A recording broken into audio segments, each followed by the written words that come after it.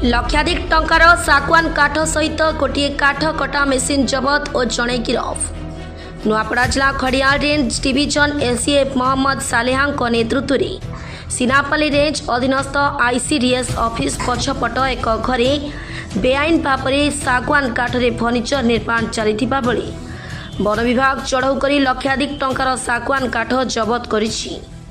सूचना अनुसार एठारे अनेक दिन बेआईन भाव सागवान काठरे फर्निचर सामग्री तैयारी करी बिक्री होतिला।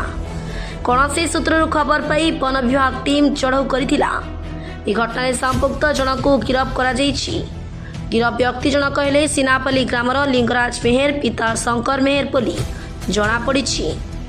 एही चढ़ऊरे खड़ियाल वनांचल कर्मचारी खगेश्वर माझी, सुदाम बाग, पूर्णचंद्र नायक, कंदर्प सुनानी, सिनापाली वनांचल अधिकारी जयदेव माझी, वन कर्मचारी रंजन कुमार साहू, रमा रंजन राउत, चूड़ानाथ सराफ, कोमना वनांचल कर्मचारी घनश्याम सपर, गोपाल महानंद, समीर कांत ठाकुर, नुआपड़ा वनांचल कर्मचारी दुर्योधन प्रसाद दीक्षित, टिकेलाल सपर, सचिदानंद साहू, सुनील नियाल, रेंजर समस्त कर्मचारी सामिल होइथिले।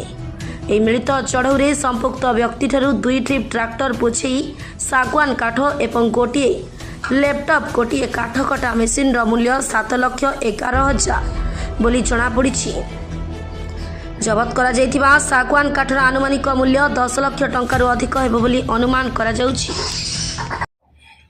घटना सत आज्ञा आज आम ब्लॉक छक पाखे सिनापाली गोटे घर रेड कलु जोटा इलिगाल फर्निचर यूनिट चलता से थ्रू आम सागवान काठ और वुड कार्विंग मशीन जोटा कंप्यूटराइज फुल्ली कंप्यूटराइज ताको जब्त कलु। गोटे लैपटॉप भी से थ्रू आम जब्त कर जन को आसामी को आम अरेस्ट कर नाम हूँ लिंगराज मेहर।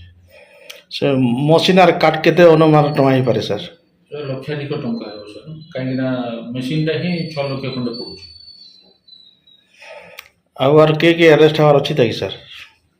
बर्तमान इन्वेस्टिगेशन स्टेज अच्छी बाहरी पारती जना पड़े। ब्यूरो रिपोर्ट ओडिशा खबर।